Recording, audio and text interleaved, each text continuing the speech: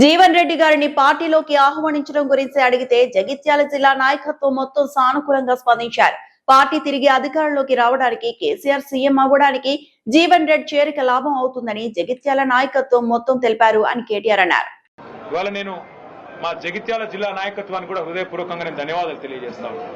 ఎందుకంటే ఇటు మా విద్యాసాగర్ రావు గారు జిల్లా పార్టీ ప్రెసిడెంట్ గారు కానీ, అట్లాగే ఎల్ రమణ గారు మాజీ మంత్రి గారు కానీ, మా చెల్లెలు మాజీ జిల్లా పరిషత్ చైర్పర్సన్ శ్రీమతి దావా వసంత గారు కానీ, వారందరూ కూడా జీవన్ రెడ్డి గారిని జగిత్యాలలో మనం ఆహ్వానించినట్టయితే, వారి ఇంటికి పోయి ఆహ్వానించినట్టయితే బాగుంటుంది అంటే, వారు ఒక క్షణం కూడా సంకోచించకుండా వారు చెప్పిన మాట ఏమంటే, నాకు అన్న పార్టీ బలోపేతానికి, పార్టీ తిరిగి అధికారంలోకి రావడానికి, కేసీఆర్ గారు ముఖ్యమంత్రి కావడానికి తప్పకుండా మనందరం కృషి చేయాల్సిందే.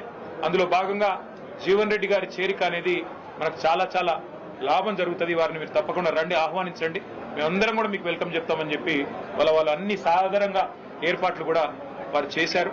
వారికి కూడా నా అభినందనలు. మరిన్ని అప్డేట్స్ కోసం మా ఛానల్ ని సబ్స్క్రైబ్ చేయండి.